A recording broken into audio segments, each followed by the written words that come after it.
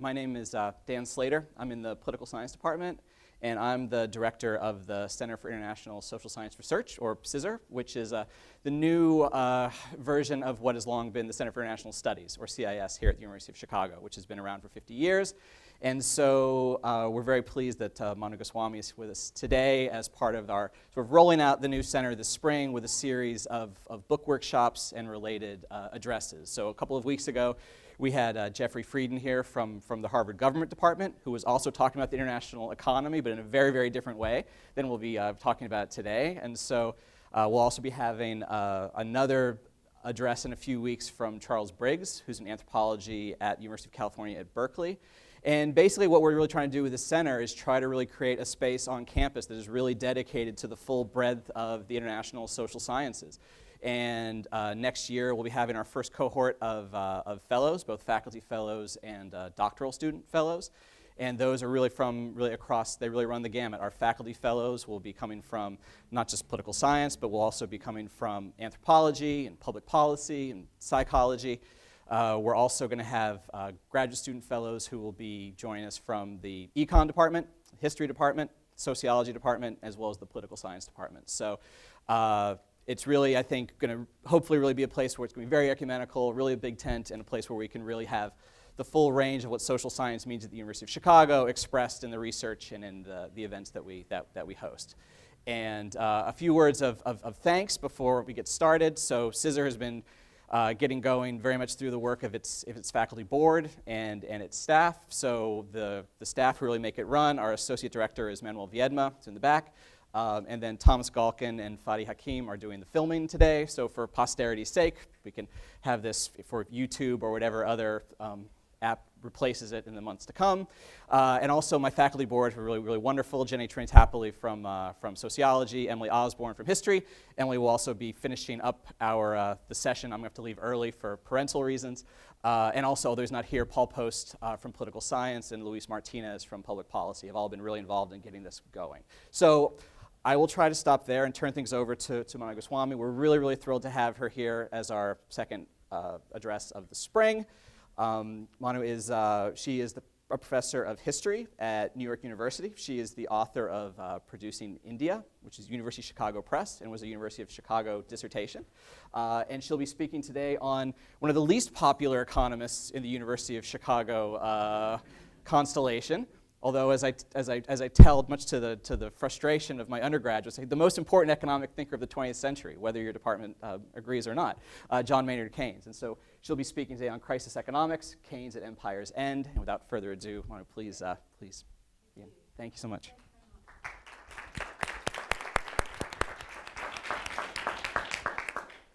So thank you very much.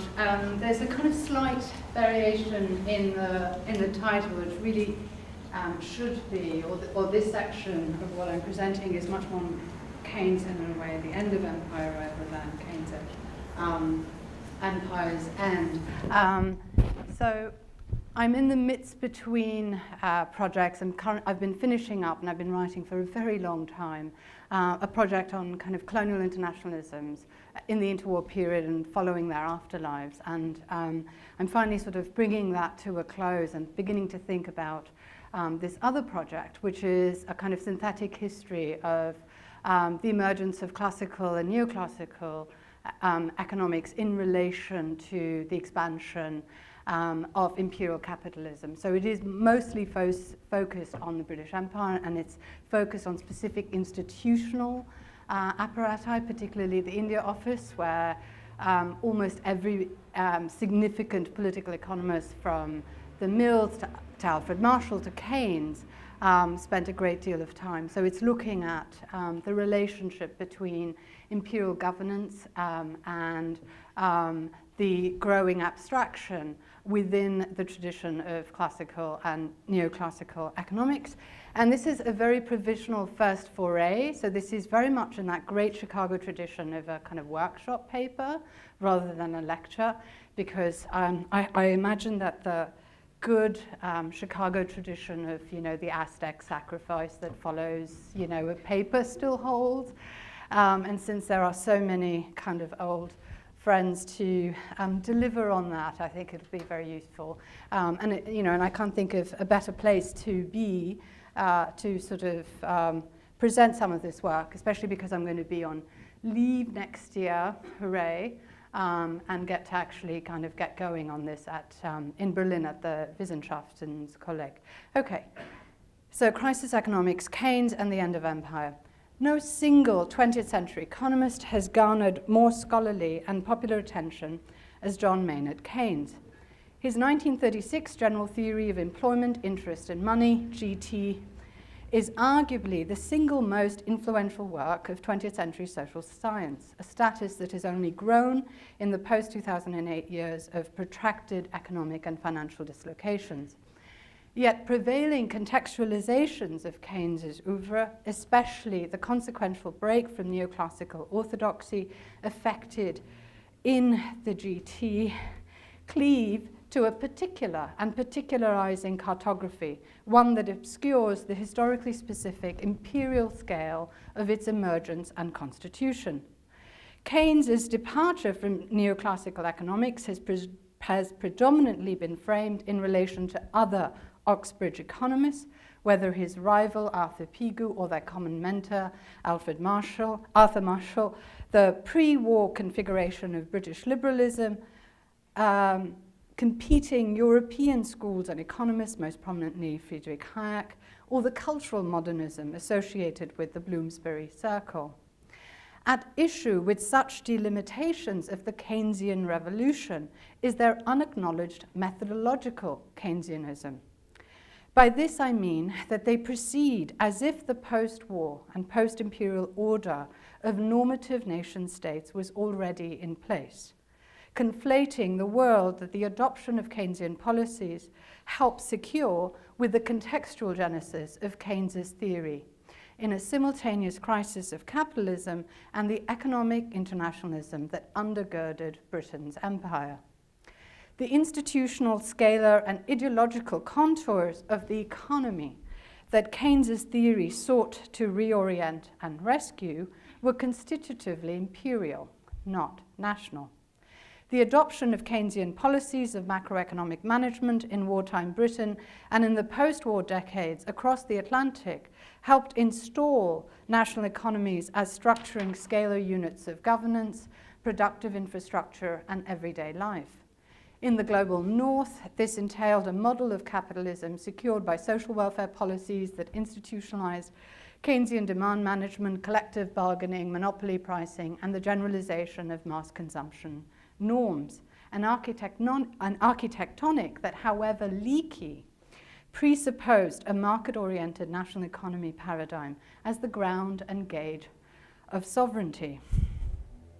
In the global south, dominant strategies of development, whether pursued through export-led or import substitution models of industrialization, similarly presumed national economies as the basic scalar unit of macroeconomic governance and global capitalism. But Keynes's work emerged within a historically specific order of imperial capitalism, not the world order of formally equal nation-states forged amid successive waves of decolonization in the post-war era.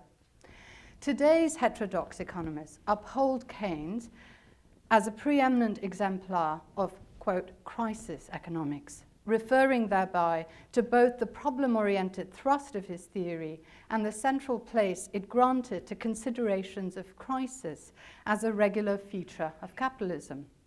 Until the 1920s and 1930s, the term crisis had been associated above all with a European Marxist and socialist tradition that sought the supersession of capitalism. That was its political impetus. Indeed, this tainted provenance prompted Joseph Schumpeter's decision to shun the category altogether and elaborate instead an account of multiple waves of alternating prosperity and depression. During the interwar decades, the category crisis migrated across schools of economic thought, from British neoclassical economics to American institutionalism to the German historical school and to what congealed by the turn of the century as Indian economics. While scattered elements of this broad problematic, the genesis, periodicity, and morphology of economic crisis had appeared earlier, they acquired an unusual density during this conjuncture, pushing past their prior quarantining within Marxist and socialist theories.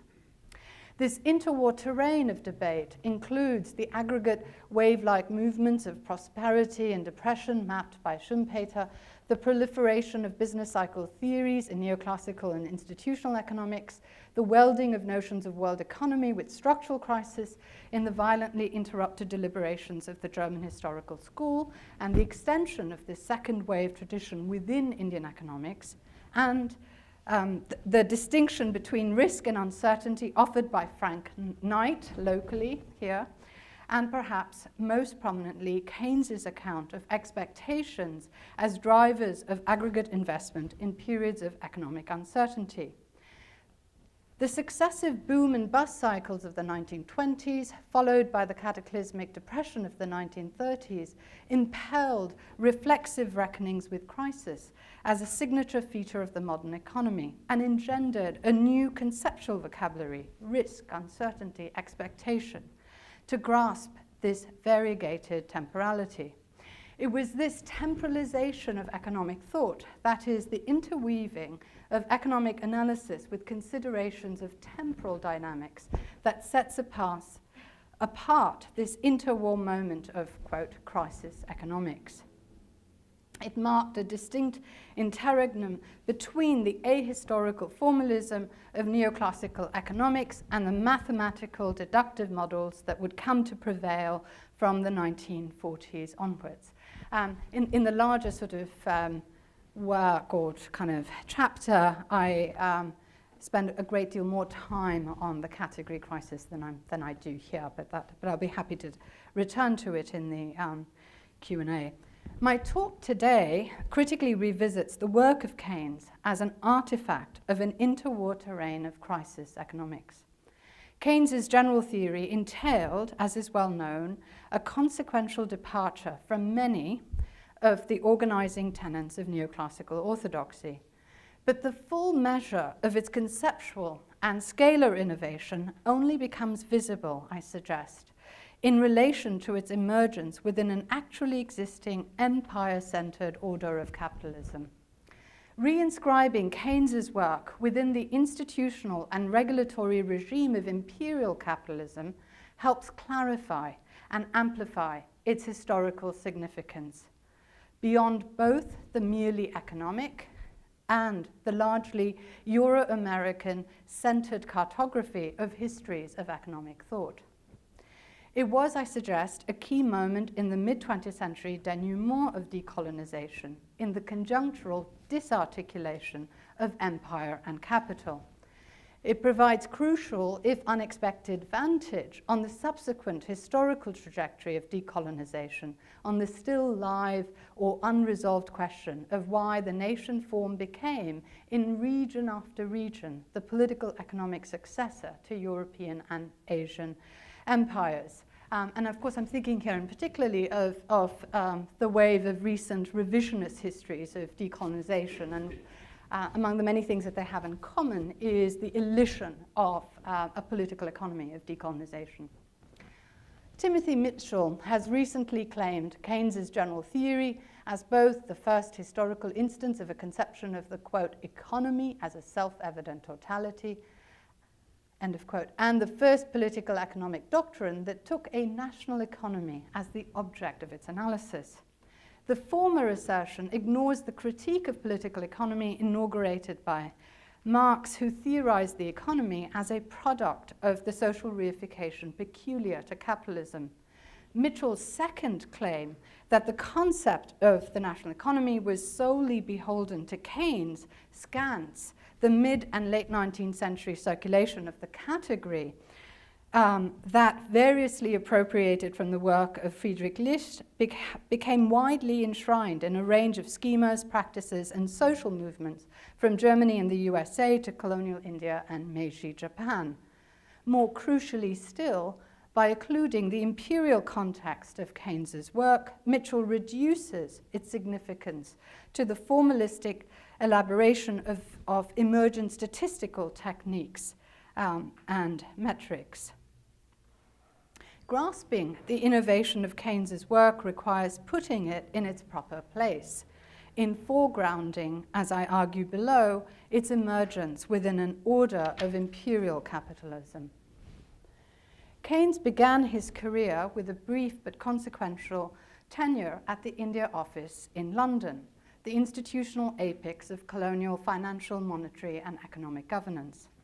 The India Office was not only the, quote, largest administrative establishment in all of 19th century Britain, it was a highly capitalized administrative center, costing 4.5 times that of the Colonial Office that oversaw all other British colonies.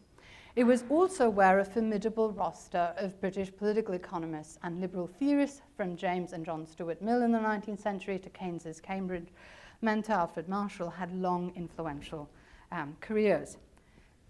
The chief regulatory institutions of Britain's global hegemony, the system of free trade and the international gold standard, embodied classical political economic conceptions of the economy as a self-regulating force beyond politics. The institutional unraveling of this system had first become visible during the Depression of 1873 and 1896, but it assumed a propulsive pace following the Great War. And it was within this context of comparative industrial decline that the India Office acquired an unprecedented, expansive role in financial and monetary regulation. Britain's global financial hegemony hinged, as is well known, on its monopoly over world money, or universally accepted means of payment. From the last quarter of the 19th century onwards, the monetary surpluses generated in colonial India had become central for the reproduction of Britain's financial hegemony in an era of intensified economic competition as industrial and industrializing states such as the US, Germany, and Japan became increasingly protectionist. During this period, as the historian of finance Marcel de Secco has argued, colonial India acquired a singular position, assuming, quote, the role of a chief protagonist of the international settlement system. The scaffolding of international settlements until the First World War rested on two chief bases. And this is a long quote. The first was that of India's balance of payments deficits to Britain and the surpluses with other countries with which this deficit was financed. The second, the trading balances between Britain, Europe, and North America. Great Britain employed the favorable balance of payments with colonial India to settle more than a third of its deficits with the US and Europe. Whereas British exports to Europe, the US, and South America were crippled by increasing tariff protection, colonial India's balance of payment surplus was drawn from the export of agricultural commodities that did not encounter the same high tariffs. This financial structure explains in part why colonial India was excluded from both the protectionist imperial customs union formulated in the 1880s and 1890s, which granted fiscal autonomy in its dominions, Australia, New Zealand, South Africa, and Canada, as well as why Britain pushed the gold standard elsewhere, a unique sterling exchange standard, a system based on rupee paper currency maintained artificially at par with gold through sterling reserves kept in London, was forcibly retained, despite recurrent protests among nationalist organizations through the India Office.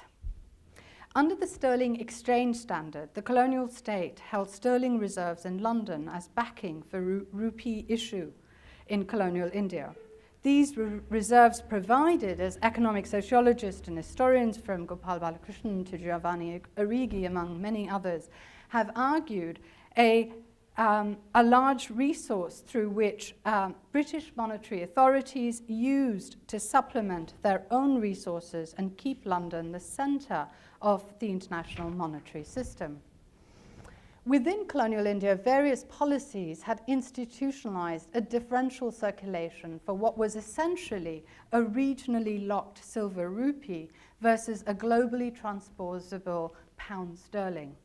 They were, in effect, two currencies that coalesced on different spatial scales of the imperial economy.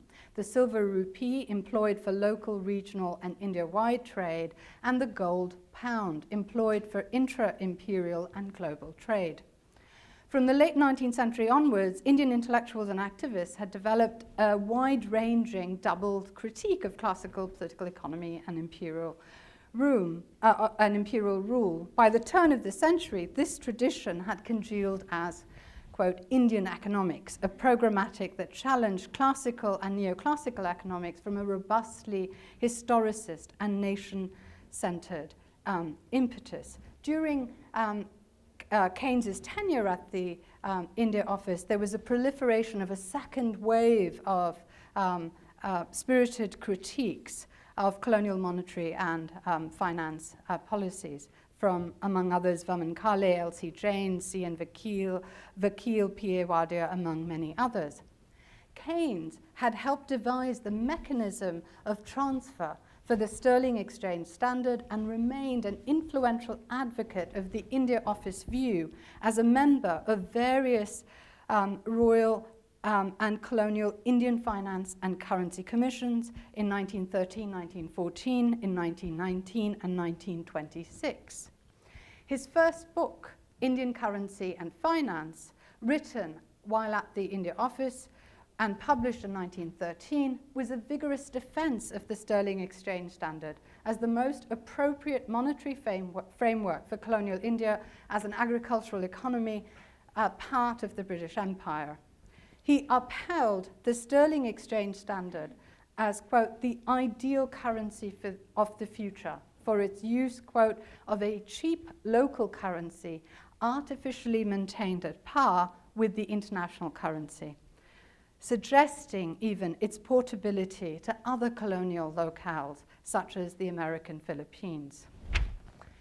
Indian Currency and Finance obsessively returned to a spectral image of the non-productive accumulation of gold and silver hoards in colonial India, which, of course, as we know, continue to accumulate, of the, quote, uncivilized and wasteful habits of Indian peasants, and the, quote, vague stirrings of the original sin of mercantilism that underlay Indian nationalist responses to colonial economic and financial policies. He characterized them as rooted in an infantile mercantilism, quote, in jealousy of the powerful magnates of the London money market, obtaining what should belong to India's market for their own purposes, jealousy of Great Britain, who might use or regard India's earmarked gold as her own war chest, end of quote. Elsewhere, in an otherwise appreciative review of Sir Theodore Morison's The Economic Transition of India, Keynes lamented its, quote, agreement with much current opinion in India, where a considerable part of the educated class seems to desire, with patriotic fervor, the industrialization of their country. Such a change is not in the future either desirable or likely. In a 1910 Cambridge lecture, after he'd left the India office, the title of the lecture was On the Question of Tariffs for India and Swadeshi. Keynes rejected demands for preferential tariffs, arguing that given the stability of prices commanded by India's principal exports, primary agricultural commodities, tariffs would not substantially alter her position in international trade. Keynes's argument was at odds even with Alfred Marshall, a founding figure of neoclassical economics. Marshall, in contrast, saw, quote, no objections on principle to the protection of nascent Indian industries, even as he opposed a customs tariff as an inefficient mechanism that would advantage, quote, European capitalists rather than India. Keynes mounted a distinct assault on Swadeshi, which was a movement that many Chicago PhDs have written about, so hopefully I don't need to gloss on what it was. One rooted Keynes's assault on Swadeshi was rooted in a generalized ethos of civilizational difference. Quote, "What sort of community is it that you desire to create? Is it right to conclude that industrialization on Western models is desirable? The wealth of India lies in her soil and climate. It can be immensely increased by scientific methods, by better credit, by better communications. We have unemployment to set against your famines," which is quite a remarkable equivalence. Okay. Do not believe it, that is industrialization, will enable you to take a higher price in the comity of nations. While at the India office, Keynes proclaimed himself a, quote, apologist of the Indian administration, even as he ruefully observed that despite the, quote, great bulk of statistics relating to agriculture, price and wages generated by a vast bureaucracy at the India office and across colonial India, there was, quote, no simple data which would upset the statistical fiction of an India declining under British rule. When Indian Currency and Finance was reissued as Volume 1 of the collected works of Keynes in 1971, several reviewers commented on the disappointment a proper Keynesian might feel, given the absence of a focus on the level of prices or stability of employment. The chief criterion of action it advanced was, as Arthur Smithies, an influential macroeconomist at Harvard University, observed, quote, the maintenance of the integrity of international reserves at the expense of all other considerations. This line of critique indeed had been anticipated earlier. It was the substance of B.R. Ambedkar's published 1923 doctoral dissertation, The Problem of the Rupee, that he had worked on under the directorship of Edwin Seligman and John Dewey at Columbia. Ambedkar was not only a radical Dalit leader, but a chief architect of India's constitution. Ambedkar acknowledged Indian Currency and Finance as the first effort to make sense of the gold exchange standard on a scientific basis, but he detailed his own, quote, sharp conflict with its account, focusing on how Keynes's overriding focus on the external stabilization of the rupee was pursued not only at the expense of internal price stability, but the deeper problem of declining purchasing power in colonial India. I do not know if Keynes read Ambedkar's work, but he had long encountered the tradition of Indian political economy, beginning as the president of the Cambridge Union, where he debated Gopal Krishna Gokhale in 1905, down to his kind of lecture on Swadeshi and his first book, as well as a number of articles on Indian financial and monetary policy.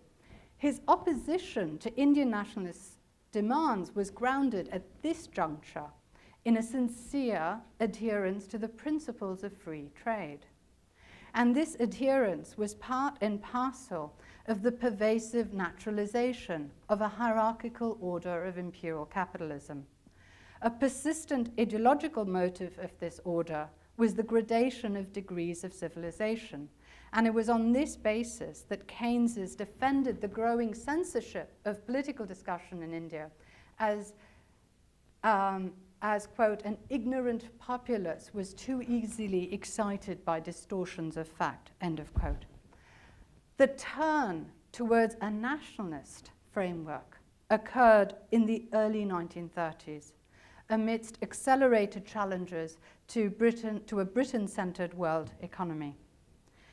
This was, as suggested above, a second coming of the category national economy in a literal sense. Keynes's recurrent affirmation in the immediate wake of Britain's abandonment of the gold standard in 1931 of the, quote, harmonies and qualities of a sound national economic life was notably akin to late 19th and earlier 20th century Indian nationalist assertions for a state-directed, productive national economy. The reappearance of a nationalist and statist discourse at the center rather than the periphery of imperial capitalism was especially striking in Keynes's break from the claim that there was a natural advantage for Britain to reproduce and amplify its industrial sector and for colonial India to remain an agricultural economy. In a 1932 BBC radio broadcast, Keynes offered up an image of an internally diversified domestic economy founded on both industry and agriculture. Quote, "The pursuit of agriculture is part of a complete national life. I said above that a prosperous motor industry was a national necessity, if only to give an opening to one kind of typical Englishman. It is true in the same way that another kind needs contact with the changing seasons and the soil." 2 years later, his 1933 essay, National Self-Sufficiency, argued for effecting a, quote, transition towards greater national self-sufficiency and a planned domestic national economy. Conscious that this was a seismic shift from a prior advocacy of laissez-faire as a moral law, it invoked the, quote, fears and preoccupations that had gripped his generation, remarking that it was, quote, a long business to shuffle out of the mental habits of the pre-war 19th century world. Free trade economic internationalism had once impelled, quote, a scheme of things which aims at the maximum of international specialization and at the maximum geographical diffusion of capital wherever its seat of ownership. But the continued application of the principle of investing in, quote, whatever quarter of the habitable globe shows the greatest marginal efficiency of capital or the highest rate of interest, end quote, was now no longer possible. Echoing John Hobson's thesis that the internationalization of finance capital was the economic taproot of imperialism culminating in war, Keynes observed that the, quote, protection of a country's existing foreign interests, the capture of new markets, the progress of economic imperialism, end quote, had now imparted a dangerous remoteness between ownership and operation, and these developments were directly implicated in the outbreak of the Great War. The territorial non-coincidence between ownership and operation could only be overcome by an effort to, quote, minimize the economic entanglement among nations. The advocacy of a national reterritorialization of capital investment reiterated a persistent motif of Indian nationalist political economy from its genesis in the late 19th century to its prominent enshrinement in 1930s Gandhian nationalism.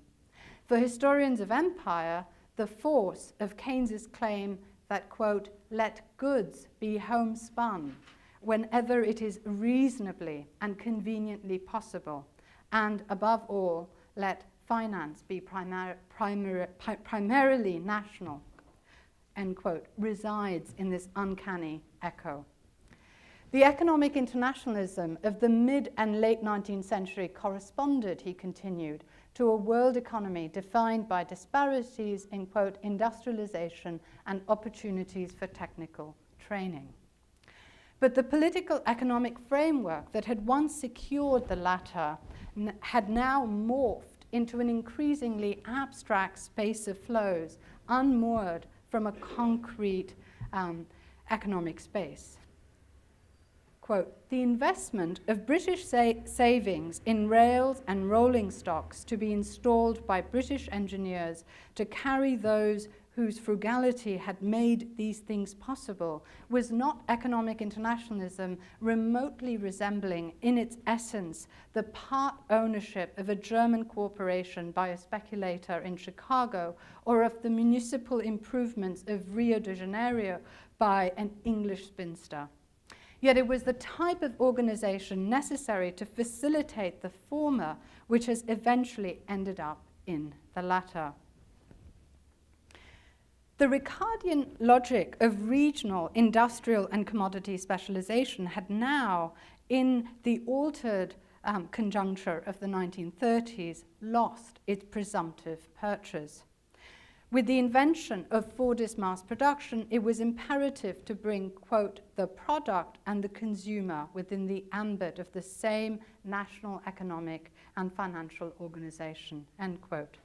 Given the geopolitical reality that, quote, one country after another, Russia, Italy, Germany, had turned towards new models of political economy, the urgent task during the, quote, transitional, experimental present was to envision, quote, the ideal republic of the future.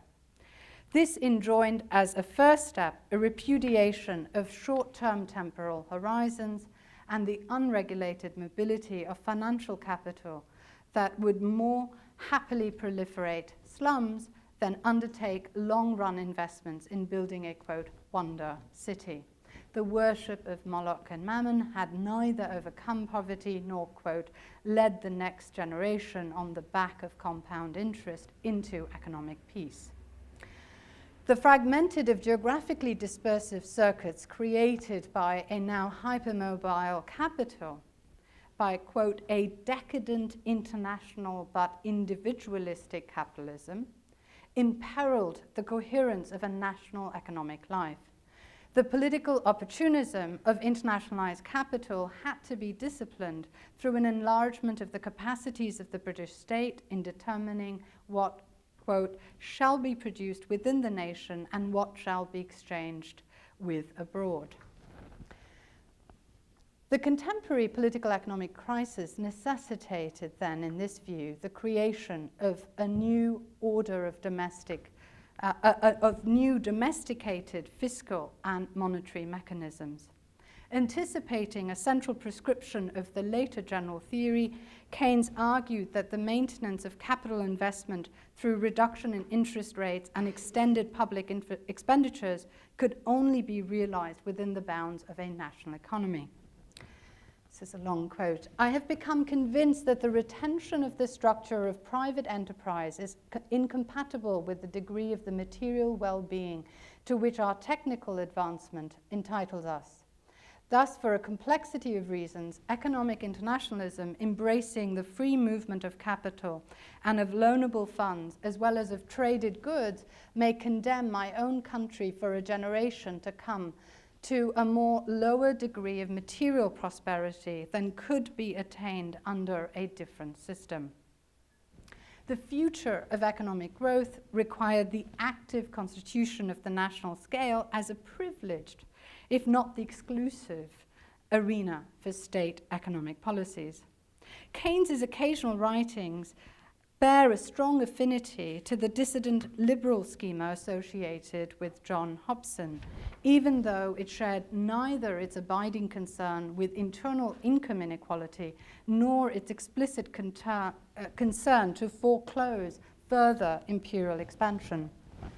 Hobson had sought to show how even under competitive capitalism, the problem of excess savings and production impelled imperial expansion, rendering colonies as captive markets preferred sites for absorbing excess capital. Imperialism for Hobson represented, in effect, the highest stage of underconsumption. He upheld a domestic resolution to the entrenched synergy between financiers' imperial expansion and internal inequality. This is from Hobson. Let any turn in the tide of political economic forces divert from these owners their excess of income and make it flow either to the workers and higher wages or the community in taxes, so that it will be spent instead of being saved, serving in either of these ways to swell the tide of consumption. There will be no need to fight for foreign markets or foreign areas of investment, end quote. I recently taught Hobson during the past election season, and these very astute undergraduates read him and said, "This is Bernie Sanders." Keynes's assertion that excessive, quote, foreign lending and the purchase of properties abroad directly obstructed, quote, full employment at home represented an extension of Hobson's thesis against financiers. In a 1934 essay, Keynes declared that the form of society specific to the era when Victoria had been, quote, monarch of the most capitalistic empire upon which the sun has or has not set, had effectively been destroyed by the war and the subsequent economic crisis.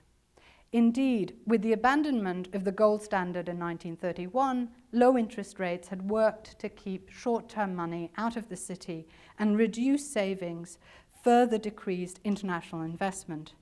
Keynes had opposed without success the adoption of imperial preference, consolidated in the Ottawa Agreement of 1932, based on the principle of, quote, home producers first, empire producers second, and foreign producers last.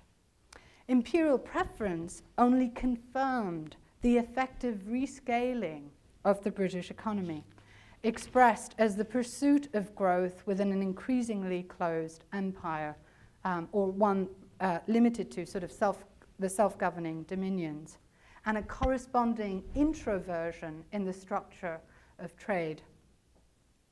Keynes's 1936 The General Theory of Interest, Employment and Money was a pragmatic reckoning with this epochal transformation. It mounted a fierce critique of the illusion of aggregate economic activity in classical and neoclassical economy. It targeted as erroneous the aggregation entailed in J.B. Say's law that supply creates its own demand, and the attended posited unity between production and consumption, repeated by David Ricardo, John Stuart Mill, down to contemporary neoclassical economists. Rather than formulating an account of economic aggregation derived from individual economic behavior, Keynes emphasized how uncertainty, misinformation, and variable expectations generated contrary and unforeseen economic consequences. Keynes's overt departure from neoclassical orthodoxy consisted then in its delineation of a national economy as the unit of aggregate economic activity. The macrological revolution initiated by Keynes's theory consisted in its focus on the interaction of structural and economic aggregates, money, supply, investment, employment, that assumed a given political territorial space as the unit of economic activity, and in its consequential framing of economic transactions, exchange rates, imports, exports, as between relatively bounded national economies.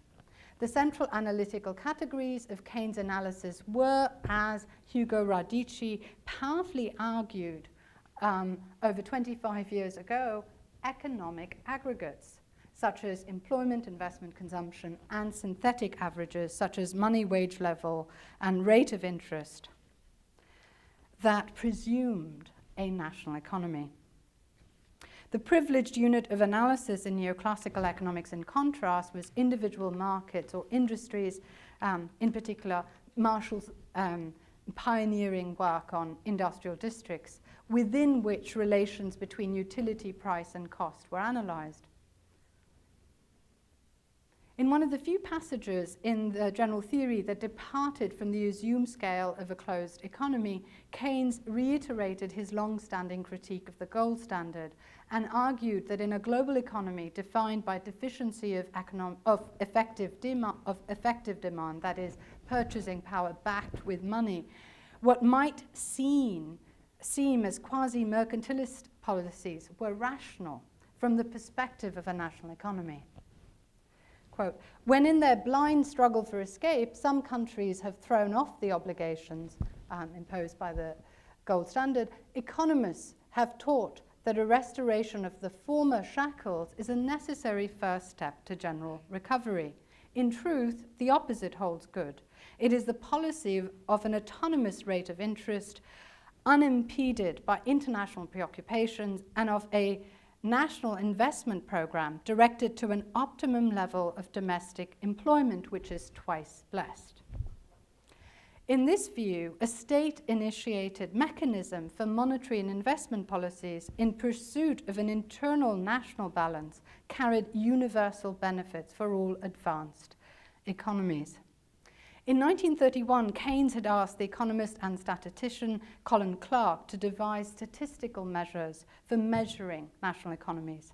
Clark famously pioneered the GNP as the statistical measure of national economies in the mid and late 1930s. He did so with the assistance of his shared doctoral student with Keynes. At this point, they had three shared doctoral students. And this one was the Indian economist V.K.R.V. Rao, whose 1937 dissertation was titled, quote, "The National Income of British India, 1931 to 1933. The other two shared students between Keynes and Colin Clark at this juncture were Hans Singer, who I'll return to, and Alex Cairncross. Hans Singer affectionately called V.K.R.V. Rao Alphabet Rao. The rapid growth of national income statistics and the institution of micro and macroeconomics as distinct fields of disciplinary economics helped consolidate the alignment of macroeconomics with national economic governance. The resonance of Keynes's work lies in part, as the radical post-Keynesian Joan Robinson argued, in its exceptional attunement to uncertainty. We might say it stems from its attunement to the temporal dimensions of sovereignty, of the uneven velocity between the formation and implementation of state policy versus the spontaneous practices of capitalists. A central dimension of laissez-faire capitalism in this view was its undermining of the real-time sovereignty of the state in relation to the hypermobile time of deregulated exchange value. The crisis-induced invention of macroeconomic management sought to de-accelerate and domesticate the perceived unbridled reign of finance capital in the inherited order of economic internationalism. The entwined shifts in the economic unit of analysis, the privilege accorded to the national scale, and the delineation of an autocentric model of economic growth were novel from the longue durée tradition of British classical and neoclassical economics. Considered together, they refracted the systemic decline of Britain's economic hegemony registered in the abandonment of the gold standard, the pursuit of investment within an increasingly sealed empire, and the competitive adoption by sovereign states of a state-centered political economy.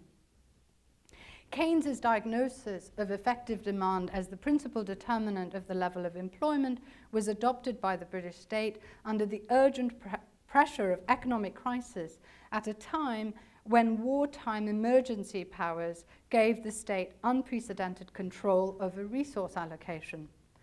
An expansion of the state's function was for him, quote, the only practicable means of avoiding the destruction of existing economic forms in their entirety. Rational economic management was, in this view, essential for the very survival of capitalism. I'm going to conclude fairly soon. Karl Polanyi's claim that a Britain-centered order of market rule, anchored in the absolutes of economic liberalism, incited a counter-movement of organized self-protection during the 1930s, has acquired the force of an axiom. Yet his observation about the incapacity of colonial societies to embark upon and concretize such a counter-movement has largely been ignored. Polanyi had observed that while, quote, the organized states of Europe could protect themselves against the backwash of international free trade, the politically organized colonial peoples could not. Without mechanisms of collective economic sovereignty, they were structurally disabled from pursuing commensurable self-protection on a collective basis. Polanyi's insight about the pervasive fact of sovereign inequality in mediating the experience of the Great Depression provides a concrete portal to grasp the wider geopolitical significance of Keynes's general theory, especially its consequential yoking of sovereignty with collective economic governance. Keynes did not provide a blueprint for what some post-war social theorists named Fordist Keynesian welfare states that emerged in Western Europe and North America. But his theory became an emblematic framework deployed to secure full employment through demand-side management and adjust effective demand to the supply-side needs of expanding mass production across this region in the Cold War era. The recursive relationship forged between a national economy paradigm and Keynesian welfarism was most expansively forged in the global north. As successive waves of decolonization movements gathered pace, this actually existing national economy template had a powerful demonstration effect. An extension of the Keynesian paradigm, the Harrod-Dumar equation, that converted Keynes' account of short-run unemployment into a mathematical model of self-sustaining economic growth, was, for instance, the macroeconomic basis of the successive 5-year plans adopted in post-colonial India. In the 1950s, a contingent convergence between Keynesian macroeconomics and the strategy for industrial development contained in the Prebisch-Singer hypothesis would acquire a global cast. Hans Singer was, along with V.K.R.V. Rao and Alex Kenkos, the first doctoral student of Keynes and Colin Clark, sent to study with Keynes by Schumpeter. And the Argentinian economist Raul Prebisch was the founder of dependency theory, a chief architect of the new international economic order, and among many other things, the mentor, it turns out, of Manmohan Singh, the former Prime Minister of India, and the architect of India's neoliberal kind of economic reforms. In a commemorative volume of a kind of that was issued by a group of Indian economists in the 1980s following Raul Prebisch's death, Manmohan Singh called him basically our Keynes, the Keynes of the global south, if you will. The contingent convergence between the structuralist economics associated with Prebisch and the post-Keynesian developmental economics of Hans Singer underscores how the pursuit of sovereign equality as a condition of distributive justice was joined to a nation-centered template for macroeconomic governance. Notwithstanding the immense ideological heterogeneity among 20th century anti-imperial movements, a national economy paradigm for thinking collective economic futures has proved formidably modular.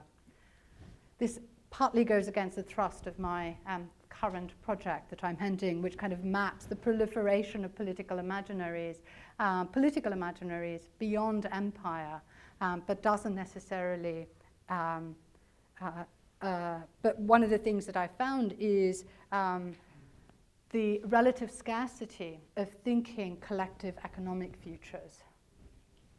Revisiting Keynes's work today reminds us of the remarkable heterogeneity of interwar economic thought.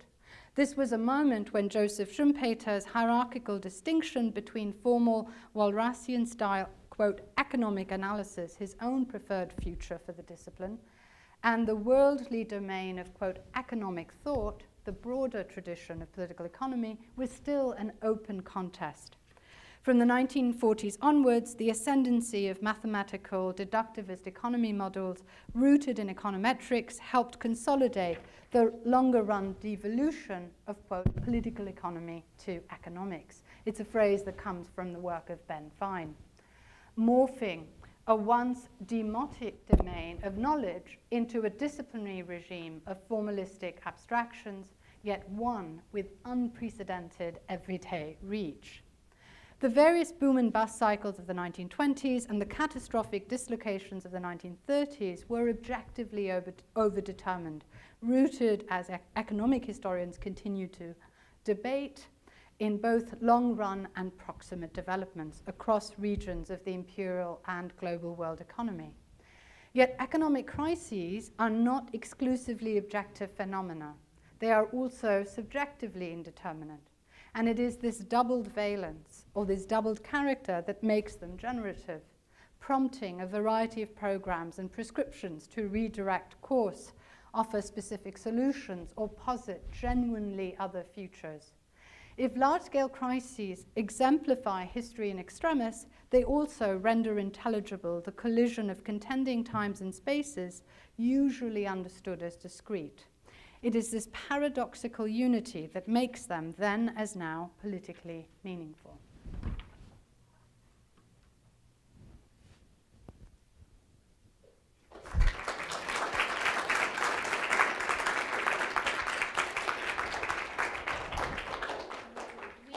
Time for questions? Do you want to field? Yes, I'll have you field.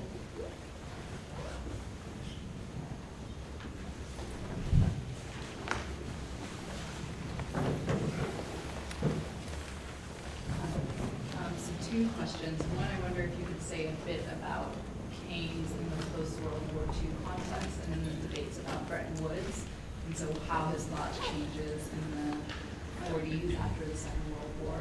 And then a second question just about what happens as the developing nations, as decolonization, in the moment of decolonization, as post-colonial states try to adapt the model of the national economy.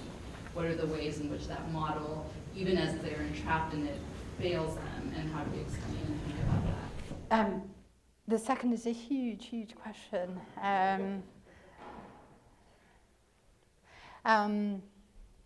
Thank you for both. So I just wanted to make a couple of things clear. Keynes, unlike Alfred Marshall, who actually has a certain investment in what the international theorist Duncan Bell has argued for the kind of 19th century in an idea of Greater Britain. Alfred Marshall uses the term the greater Anglo-Saxondom world, right, in Industry and Empire in 1919. One of the distinguishing, so even though Keynes is a vigorous defender while he's at the India Office, of the India Office view, and most biographies from Donald Muggeridge to Skidelsky suggest that this is what helped his success at the India Office, helped propelled him into the kind of core of the British establishment.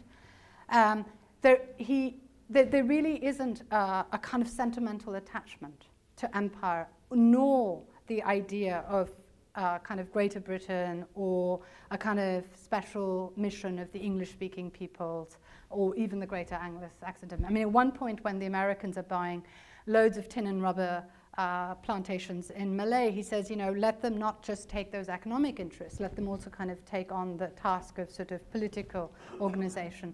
And by 1940s, he is in deep antagonism with both the government of with the colonial government of India and the India Office for suggesting that actually, you know, for arguing for a much more immediate divestment from colonial India than was sort of in the cards, as it were. He has a very kind of controversial role in the Bretton Woods negotiations because as recent works, I mean, there's a number, a lot of you in comparative and international political economy will know this new literature much better, Eric Helena among others, right, who I think have sought to sort of return the presence of these Indian economists, et cetera, who were at Bretton Woods, but who are actually want the question of the sterling reserves, the kind of massive monetary surpluses that have accrued, to make that a multilateral issue. And Keynes insists that it has to be negotiated in bilateral terms. This remains a whole thicket of intense debate about, and in fact, most recently, in a recent kind of popular work written by a former Congress politician and a former UN official, Shashi Tharoor, he actually uses that as the basis for, quote, demanding reparations about the fate of those sterling reserves, because basically the negotiations are pushed out till sterling devaluation, you know, really kind of effectively demolishes that. The other context, I think, which is very interesting, and it's there in the larger paper, is there has been recently an uptick in references to Indian currency and finance, and that's largely owes to contemporary European economists returning to this work following the Greek crisis, thinking, oh, maybe there's something that we could use here of like a sterling exchange standard that was deployed a kind of euro exchange standard for, quote, the pigs. And rather ironically bracketing the fact of sovereign inequality that made the former monetary system possible. So I think this his question.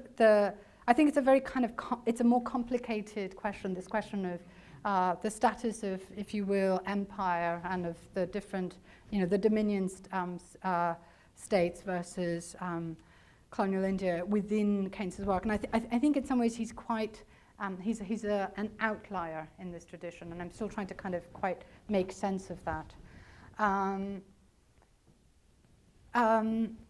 I think the reason that Prebisch and Singer and these other heterodox economists are read as widely, and then oddly enough, Arthur Pigou, it has a huge kind of fan base, it turns out, from among Indian economists and Indian policymakers, particularly the work, the welfare, the economics of welfare, because this is seen as somehow bringing back a kind of occluded ethical dimension within kind of classical political considerations. And of course, a lot of what's being read are the post-Keynesians, right? Not the neo-Keynesians, not the return to, who would return him to a kind of neoclassical synthesis, but people like Joan Robinson, who of course, her students, among her students, of course, was Amartya Sen, right? So it's these heterodox kind of post-Keynesians that are being read. But it is astonishing to me how large the imprint of Raoul Prebisch is. And this is something that I've just begun to to dig up. So for instance, I was telling Bill earlier, the first special economic zone in Asia is instituted in Kandla, Gujarat in the early 1960s, so high point of Nehruvian developmentalism. This is very odd. And it comes directly from a suggestion made by Raoul Prebisch while he's at UNCTAD, right, which is where Manmohan Singh had worked for him, had worked under him, etc.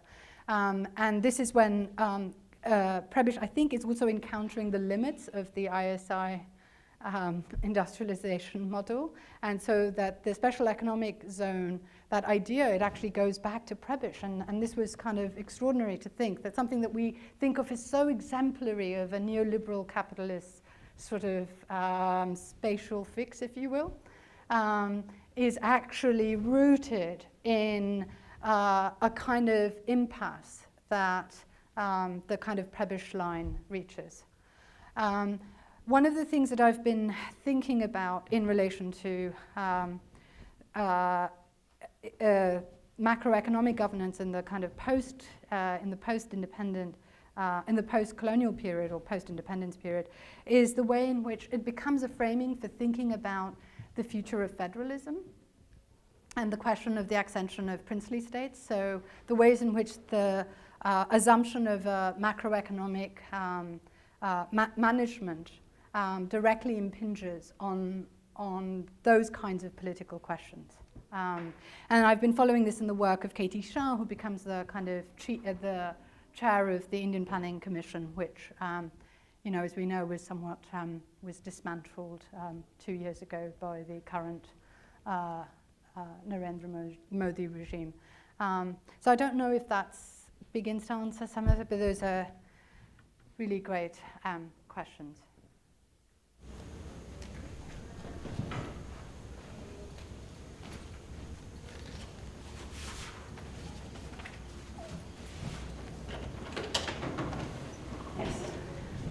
I have a question about the role of the India office. Yes. And this is a bit in a different direction, but I keep thinking about the way that you talk about these debates and these ideas and how they change. And the India office is, in a sense, the foundation in certain ways for these ideas, but it's an India that is abstracted. It's an India that they know through policies and statistics and reports and failures and frustrations. So this is a hypothetical, but do you imagine that there might have been a different outcome or a different set of ideas if the India office had actually been in India? Or do you think that this process of abstraction made possible Yes. the abstractions that Yes, yes. I mean, one of the things that I'm interested in sort of figuring out is the ways in which empire is a necessary infrastructure for the emergence of the modern discipline form of economics.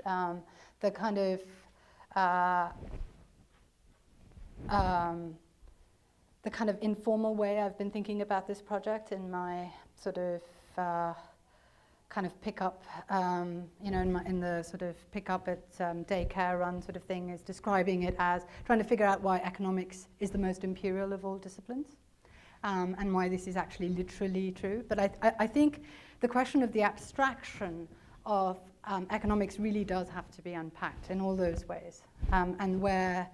So the India Office is, by any measure, a kind of extraordinary institution, right? For just, and also for all of the other figures it employs. I mean, the first finance minister of colonial India is James Wilson, the founder of, The Economist, right? Which is the kind of chief organ of free trade interests in the 19th century. William Stanley Jevons, the kind of founder of, a very, very key figure in the history of economics. His son, Herbert Stanley Jevons, founds one of the first departments of economics in Allahabad University.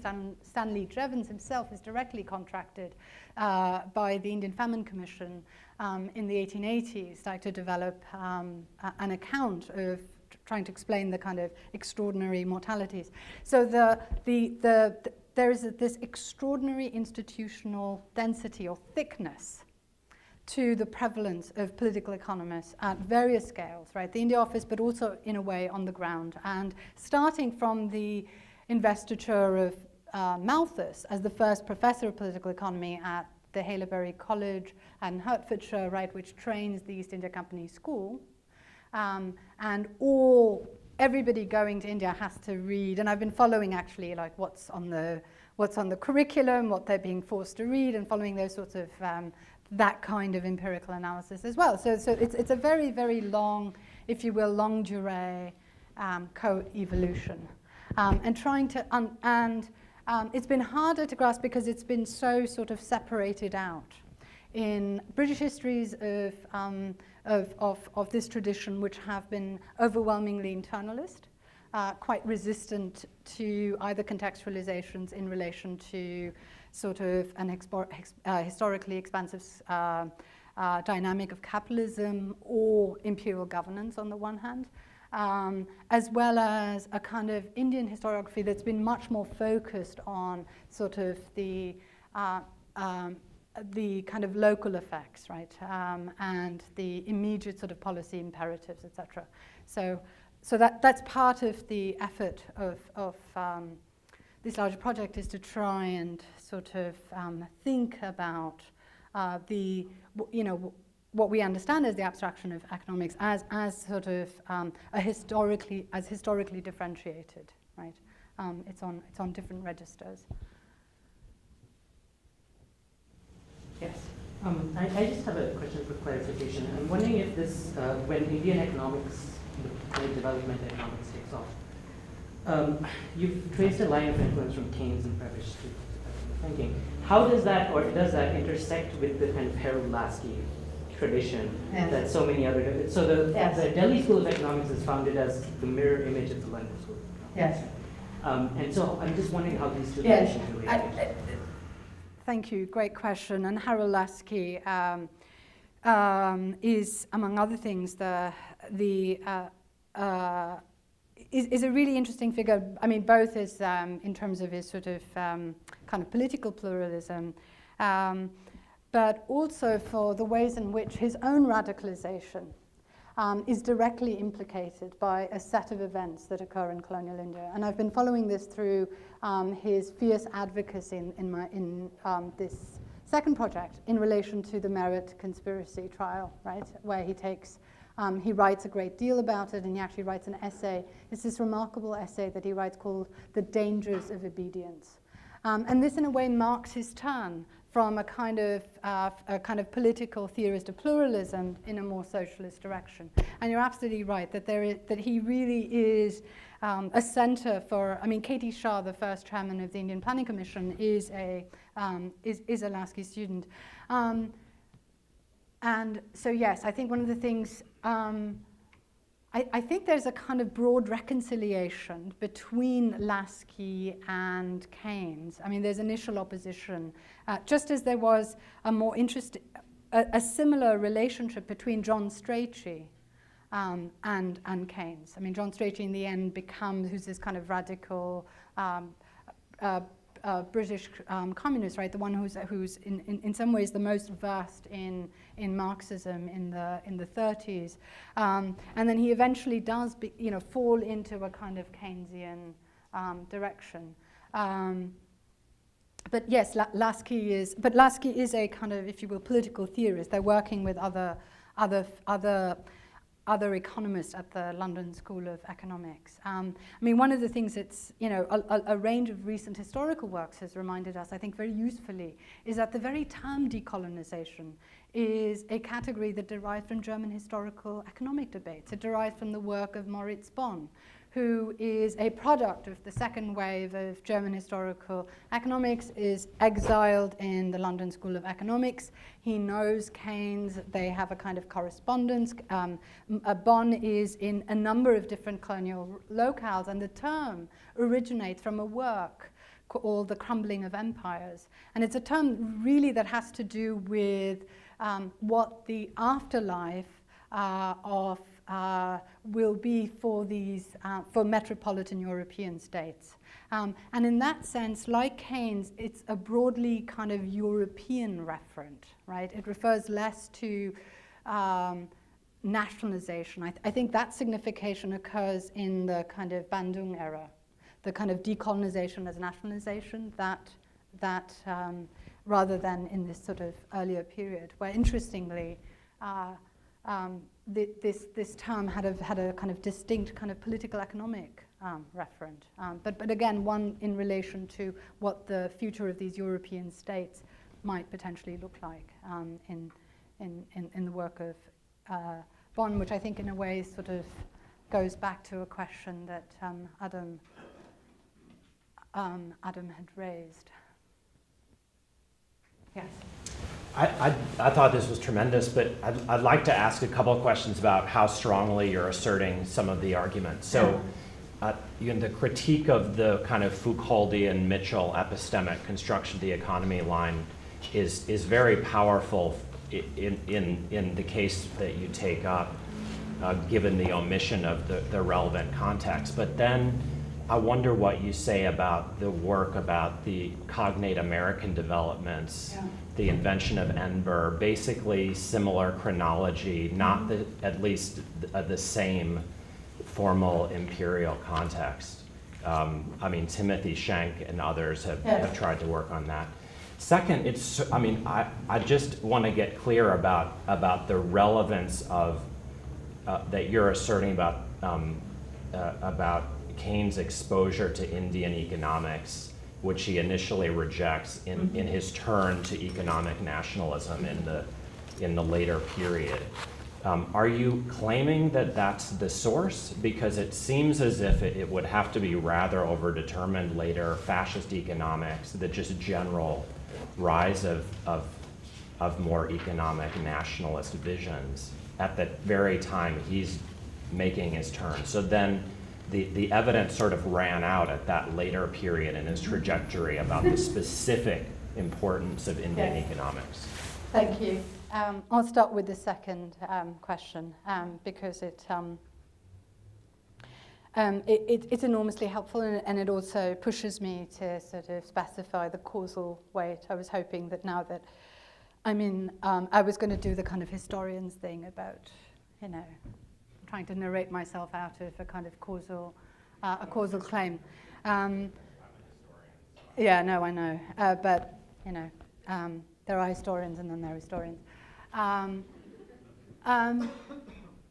It's hard for me as somebody who's worked on the Swadeshi movement and who's kind of has worked on the kind of Indian nationalist political economy tradition of the 19th century to not see a kind of uncanny echo. That's not a causal claim. An uncanny echo. Keynes, as we know, as a lot of recent work has reminded us, is reading a great deal of Freud. I think a lot of that vocabulary of uncertainty an expectation comes from that. And I think a lot of the Joan Robinson's kind of acute emphasis on why he appeals in moments of crisis, I think derives from that root, from that kind of deep psychoanalytical route, if you will. But I don't think, I'm not suggesting, I think it should be clear, Keynes is not an economic nationalist, right? In the way that, I think it is an economic theory of a national economy generated in a particular conjuncture of crisis at the core of imperial capitalism, but because it is intelligible within the terms of neoclassical, that's a Freudian slip, of neoclassical economics, right? It has the kind of global influence that it does, right? And I think that that's the question of why it has this extraordinary sort of resonance and power. All of those. So I think the question, I think it is, when he starts talking about goods being homespun, right, or some of the language is so directly part of, what is unfolding in the 30s in the Indian context that it's hard not to think about that relation. But I think that, I think that the larger thrust, this goes back to the kind of response I gave to Adam. I think what's singular about Keynes is that, he's not, if you will, a premature Brexiteer, quite the opposite, right? That this is, he's much more centered on European states and a kind of European-wide, other than the problematic kind of European states, right? And that's what's distinctive about him. And that's what's distinctive also in relation to Marshall and the Mills and the rest of the tradition, I think, is that kind of European orientation. The question about the development of US and especially the work that's being done in the NBR and if you think of like the economists that the League of Nations sort of generates, Patricia Clavin's work securing the world economy. I know indirectly of Timothy Schenk's work and some of the others. I think it would be interesting. I think if you talk to Latin Americanists, they might dispute the question of the absence of an empire. So because one of the things that a Latin Americanist pointed out was that the 1910 assault that Keynes mounts against Swadeshi in that lecture in Cambridge is precisely the same term that George Marshall uses against these Prebisch reading Latin Americanists who say, how about a Marshall Plan for Latin America? And he says, and they sort of repeat the line of, your wealth consists in these kind of primary commodities. So I think that there is, if you will, a kind of formal family resemblance or a formal similarity between, they are centers of I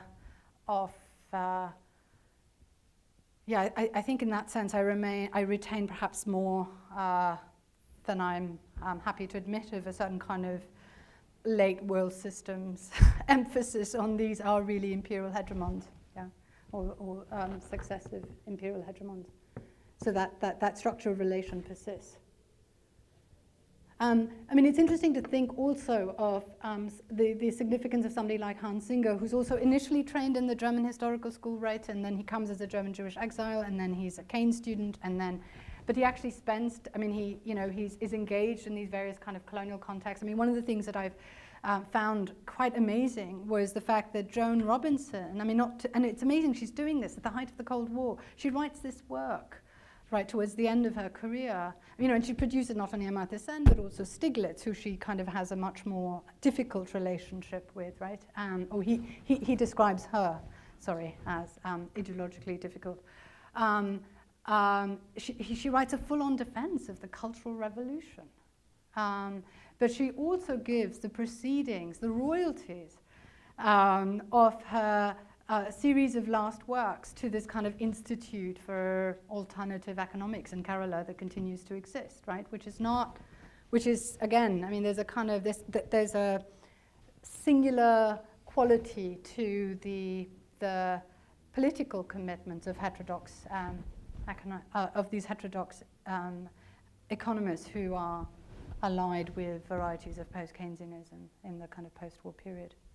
But I would, and again, I just want to reiterate, he's not an economic nationalist, and I think it would be a mistake to read that, and particularly because this would be such an overdetermined thing to do in the current moment, post-Brexit.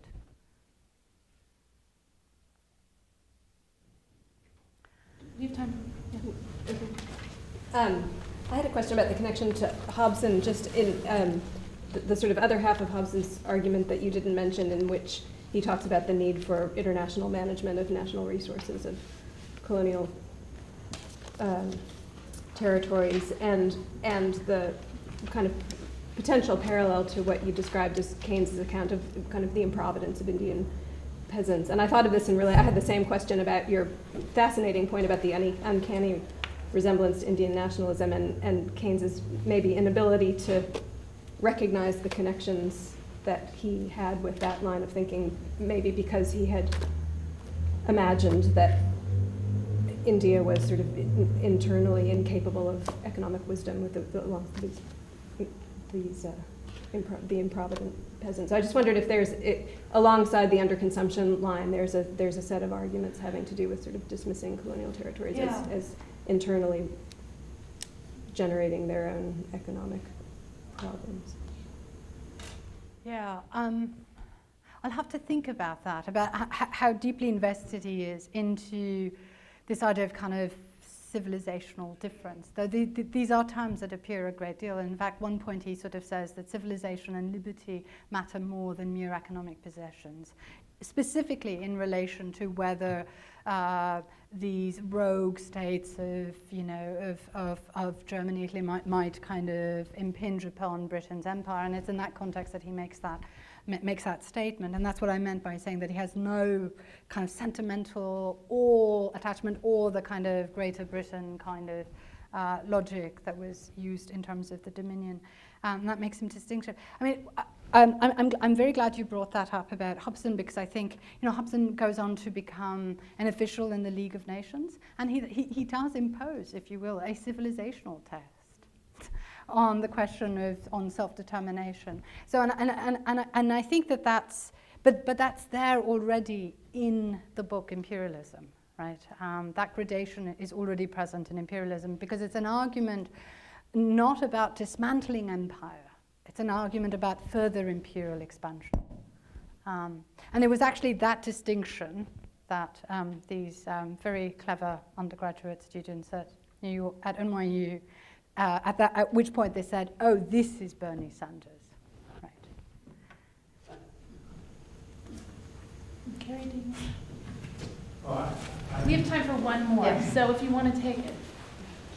I don't know if I have a question exactly, but I have been reading all this literature on the crisis of development economics from the 80s and the 90s just recently. And I guess there are three things that are really interesting about that literature. Albert Hirschman is a good reference on that, but it's a limitless literature actually. But one is that the Keynesian inheritance is extremely explicitly acknowledged, that Prebisch and Singer and Rosenstein, Roden, and all of these people were very much thinking about Keynes when they were trying to think about reorganizing the factor relations in the global economy. So, thinking about terms of trade is very much in line with, the kinds of innovation that Keynes was developing. And the interesting thing about how they think about